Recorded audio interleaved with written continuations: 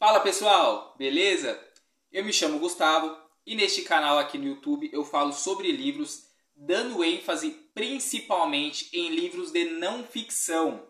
E neste ano eu quero conversar bastante com vocês sobre livros de história. Eu sou formado em história, só que eu me graduei alguns anos atrás, eu não atuei na área, portanto eu estou retornando a estudar bastante temas históricos, justamente porque eu quero entrar nessa área, eu quero viver minha vida a partir da história.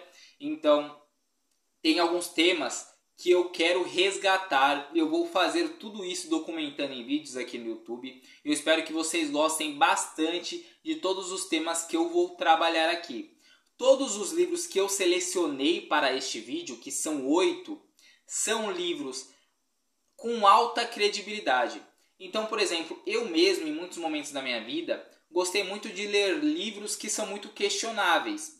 Então, livros às vezes que não são escritos por historiadores, ou livros às vezes ali que são best-seller, mas não são tão reconhecidos assim pela veracidade dos fatos. No entanto, neste ano eu mudei meu foco e o meu objetivo é ler livros que são reconhecidos academicamente. São livros que, por exemplo, as informações que vão estar ali, elas, além de serem reais, que geralmente são nos livros mesmo, mas as estatísticas, as informações não vão ser aumentadas para parecer que o acontecimento é ainda maior. Não, vão ser livros onde o autor vai ter um comprometimento em trazer os dados, as estatísticas, as informações corretas, em não trazer informações que são, às vezes, questionamentos da época. Então, por exemplo, tem muitos autores que vão falar sobre a história do Brasil e às vezes eles começam a falar sobre a vida pessoal do personagem ou algo assim. Esses livros que eu selecionei aqui, o foco não é esse. O foco de fato é falar sobre a história, é falar sobre os acontecimentos, sobre seus desdobramentos, sobre toda a questão do que permeava esses acontecimentos, então o entorno, a sociedade, enfim, temas ricos para nós estudarmos a história, certo? Alguns dos livros aqui eu pretendo de fato ler este ano, inclusive alguns eu direi que eu vou ler ainda no primeiro semestre, outros eu também pretendo ler, mas talvez se não der certo, se eu não conseguir, tudo bem, eu não vou me cobrar tanto assim referente a alguns livros, outros sim, eu irei me cobrar bastante. Inicialmente eu já vou falar de um livro que é prioridade. Eu quero ler e eu quero ler ainda no primeiro semestre.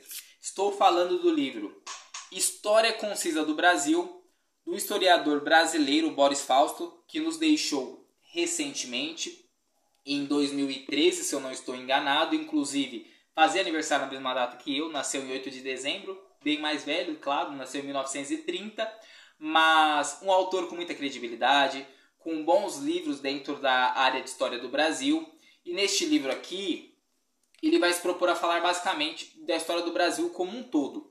Ele vai falar então sobre tudo que a nossa história possui de relevante. Ele vai falar sobre escravidão, ele vai falar sobre provavelmente capitanias hereditárias ali, ele vai falar sobre presidentes, sobre ditadura militar, ele vai falar sobre vários temas porque a nossa história é rica, sobre revoltas estaduais em várias regiões, em várias províncias da sua época. Então é um livro muito bacana. Como nós podemos ver nas divisões do capítulo, afinal de contas eu estou deixando os vídeos do interior do livro para vocês verem. Ele vai dividir o livro em Brasil Colônia, em Brasil Monárquico, em Primeira República, Estado Getulista. Então são temas muito relevantes e ao mesmo tempo são capítulos longos. Então talvez eu consiga fazer com vocês algum esquema de conversar sobre alguns capítulos com um pouco mais de ênfase. O que eu acho muito interessante e enriquece bastante o compartilhamento de conteúdo, porque menos informações são perdidas durante a leitura, certo? Então, este é um livro que eu quero dar prioridade. E outro livro que eu espero conseguir ler, mas provavelmente lerei no segundo semestre, é do Marcos Napolitano, 1964, História do Regime Militar Brasileiro. Outro autor brasileiro, né? Ainda vivo, um autor contemporâneo a nós, que tem mestre e doutorado em História Social, e que, diferente do Boris Fausto, onde os títulos do seu livro ele deixa bem claros os temas, eu confesso que o livro do Marcos Napolitano ele brinca bastante com os títulos. Então ele fala da utopia e a agonia do governo Django. Então provavelmente ele vai questionar tudo que a mídia fez e passou sobre o governo do Django, todas as pressões que ele sofreu ali, justamente pelo contexto ali da Guerra Fria. Então ele vai trabalhar várias problemáticas. Eu acho que vai ser um livro bem questionador. Eu acho que talvez ele coloque um pouco do viés político dele dentro da obra, mas eu acho isso completamente normal. É difícil nós pegarmos um livro onde o autor ele não vai colocar um pouquinho do seu viés. Existem alguns que deixam isso muito claro, outros não deixam tanto. Mas o Marcos Napolitano é um autor com muita credibilidade, reconhecido. Eu vi recentemente, inclusive, uma entrevista dele ali na página da editora Contexto, muito interessante, falando sobre história contemporânea. Ele tem um livro publicado também sobre história contemporânea, da editora Contexto também. Quem sabe em algum momento eu leia, não este ano, no próximo, mas quem sabe, né? Até porque eu não tenho este livro ainda. Mas, enfim, um tema muito interessante. E um outro livro também da editora Contexto, do José Rivair Macedo, História da África. Este livro é muito importante, né? Afinal de contas, a África, embora ela, de forma injusta, não seja tão abordada, tanto em sala de aula quanto inclusive dentro da faculdade, não é tão aprofundada. Inclusive, recentemente mudaram um pouco o currículo, estão tentando dar mais ênfase, mas ainda não foi implementado de uma forma que, de fato, isso aconteça. Mas é um livro muito interessante, sobre um tema muito relevante. Afinal de contas, como nós sabemos, os fósseis mais antigos da humanidade foram encontrados no continente africano. Então a nossa espécie ela surgiu ali e daí ela começou a se espalhar pelo restante do mundo. Então é o berço das civilizações. E este livro, pelo que a gente pode ver nas divisões do capítulo, ele vai falar sobre a história antiga da África também, né? Então não vai ser só um livro de África que vai falar sobre história moderna, onde tem toda a questão da escravidão, e a história contemporânea, onde ele vai falar sobre os territórios de hoje. Não, ele vai pegar desde o primórdio, vai pegar o que se existe de registro histórico, registro arqueológico, os estudos que foram desenvolvidos a partir dos mesmos, e ele vai conversar com a gente sobre a pré-história da África, sobre os povos, sobre o mundo atlântico, enfim, sobre vários temas muito interessantes. Eu tenho certeza que tem tudo para ser uma leitura muito rica. Tudo isso enquanto minha gata, Helena, vem aqui dar um oi, tá miando aqui para aparecer no vídeo. Mas é isso, pessoal. E agora nós vamos falar sobre um livro bem interessante também. Aqui nós já vamos sair um pouco dos autores brasileiros e vamos para os autores britânicos. Inclusive, muitos historiadores britânicos estarão nesse vídeo. Começando por Christopher Hill, O Século das Revoluções, onde ele vai trabalhar de 1603 até 1714. Um historiador especialista no século 17, que é inclusive a datação do livro. Um historiador marxista que faleceu em 2003, viveu de 1934 a 2003. E esse recorte que ele vai falar neste livro, onde ele vai dar ênfase principalmente na história inglesa, na história britânica. Então ele vai falar de toda a Europa, ele vai falar da Inglaterra, ele vai falar da Revolução Puritana, que culminou na morte do rei Carlos I em 1642. Ele vai falar sobre a Revolução Gloriosa de 1688, onde tem a queda do absolutismo, e é uma revolução que influencia outras revoluções que virão depois. Então é um livro muito interessante e que, para mim, é uma prioridade para esse primeiro semestre, tá? É um outro livro que é prioridade, são 3. Como eu disse, História Concisa do Brasil para o primeiro semestre.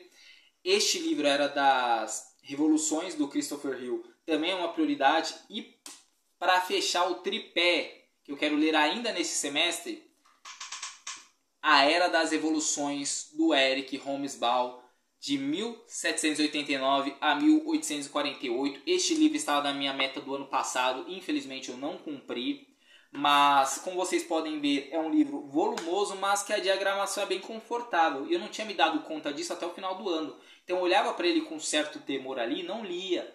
Mas depois no final do ano eu olhei com calma e falei, poxa, eu poderia sim ter incluído essa leitura em algum momento do ano. Infelizmente não fiz, mas esse ano vai ser um foco, eu vou fazer isso, eu preciso ler algum livro do Eric Hobsbawm, um dos principais historiadores que nós já tivemos, dos mais relevantes, faleceu recentemente também, em 2012, viveu bastante, inclusive, de 1917 a 2012. Ele nasceu no Egito, mas é considerado um historiador britânico por ter nacionalidade inglesa. E esse recorte que ele vai trabalhar, ele vai falar sobre temas extremamente fundamentais para a nossa história. Ele vai falar sobre a Revolução Francesa, que é inspirada também na Revolução Gloriosa, que nós falamos do livro anterior, mas que vai ser extremamente relevante para tudo que vai acontecer depois. Então a Revolução Francesa ela vai ser muito importante para a Revolução Russa em 1917. A Revolução Francesa ela vai ser muito importante para os processos de independência dentro da América Latina. Então, para as independências dos países hispânicos, para a independência do Brasil em relação a Portugal. Então, vários países eles vão pegar ideias iluministas, ideias oriundas ali da França, da Revolução Francesa, e eles vão aplicar e vão fazer com que países quebrem as algemas com o absolutismo, quebrem as algemas com os regimes monárquicos e surjam enquanto república. Pois bem, também vai falar sobre a Revolução Industrial, que é extremamente relevante até os nossos dias. Hoje em dia, basicamente tudo que nós consumimos é feito em fábricas, e antes da Revolução Industrial não haviam fábricas, não haviam indústrias como existem hoje. Então é um marco na história, mudou completamente a organização social, a organização política, a organização em todos os fatores possíveis. A Revolução Industrial permitiu muitas tecnologias surgirem a partir dela, e também o surgimento da mão de obra assalariada é um ponto aí que o Eric Hobsbawm vai trabalhar no seu livro e que é fundamental. Afinal de contas, hoje nós não vivemos mais numa escravidão, isso é ótimo, e nós vivemos a partir da mão de obra assalariada. E isso é muito interessante. Nós não vivemos nem em escravidão, nós não vivemos nem em sistemas feudais, nós vivemos justamente numa questão de mão de obra assalariada. Então ele vai falar sobre toda essa questão também. E para dar continuidade, um livro que eu quero ler por 2 pontos. Primeiro, o tema, Stalingrado, a batalha mais sangrenta, a batalha mais longa da Segunda Guerra Mundial. Segundo tema, o autor, Anthony Beevor, outro historiador britânico. Até agora já falei de 3, né? E terão mais. Então, outro historiador britânico que vai falar ali da Batalha de Stalingrado, que foi o cerco que a Alemanha impôs aos soviéticos de 1942 a 1943. A batalha com mais dias de duração, uma batalha que teve ali 2 milhões de mortos, onde os alemães eles conseguiram encurralar os soviéticos, eles não conseguiam ir para lugar nenhum, e ao mesmo tempo os alemães não conseguiam ultrapassar aquela barreira. Então ficou nesse conflito ali regional por muito tempo, muitas pessoas perderam sua vida, muitos soldados, muitos civis, e posteriormente os soviéticos vão conseguir reagir, e aí é um marco, porque a partir dali o exército alemão começa a recuar e recuar e recuar até voltar para a Polônia, posteriormente voltar para a Alemanha e Berlim, que inclusive o Anthony Beevor tem um livro que eu já possuo em 2 volumes, que é sobre Berlim, sobre a invasão dos soviéticos à Alemanha. E um outro ponto interessante que eu acho sobre essa batalha é o quanto que ela ocorreu por ego. Ela ocorreu simplesmente por ambição do líder alemão, né, que eu não vou citar o nome aqui. Mas ele basicamente só se propôs a invadir essa cidade pelo nome que ela possuía, Stalingrado, que faz referência justamente ao ditador da então União Soviética, que era o Joseph Stalin. Então, o líder alemão ele quis invadir justamente para desmoralizar os soviéticos, e acabou que foi um marco ali justamente indo na contramão, porque ele não conseguiu vencer essa batalha, ele acabou perdendo a guerra posteriormente, certo? Uma guerra muito relevante para a nossa história.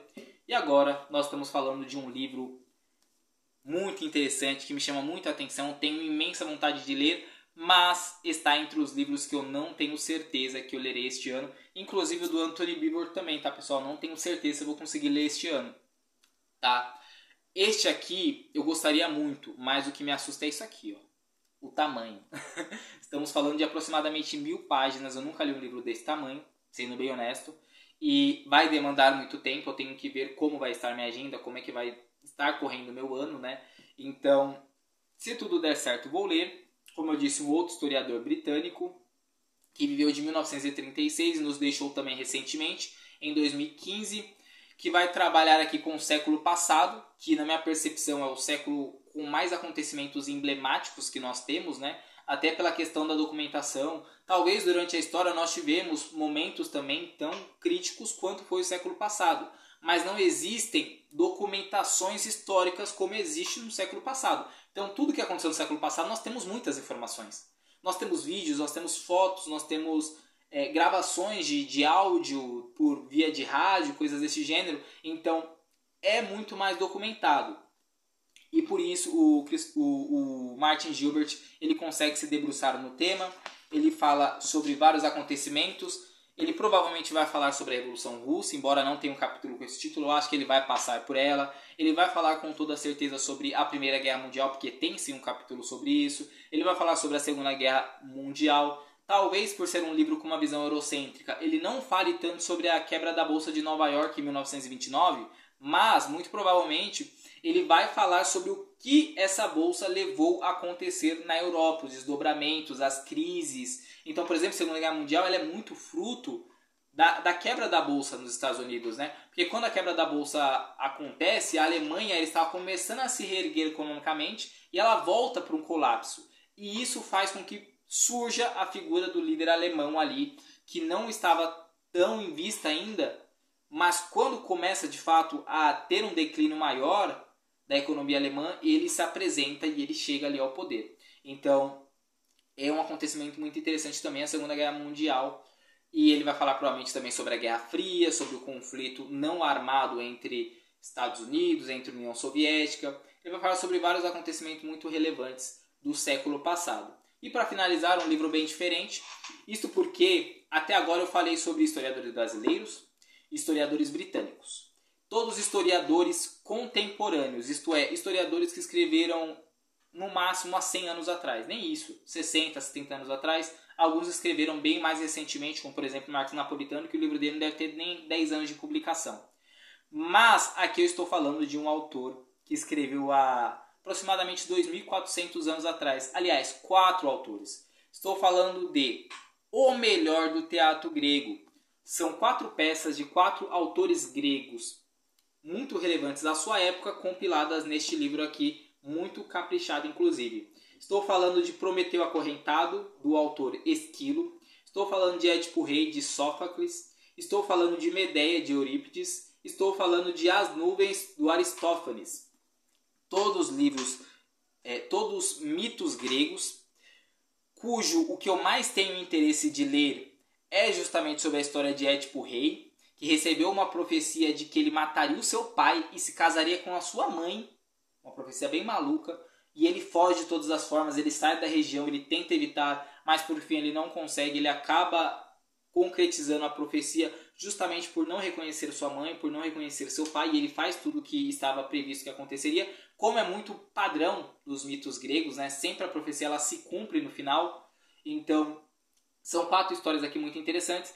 Este livro, diferente dos demais, se eu quiser ler apenas uma história, 2 ou 3, tudo bem, eu não preciso ler as 4. Mas tudo der certo eu ler as 4, mas Édipo Rei é a prioridade, tá bom? Então é isso, pessoal.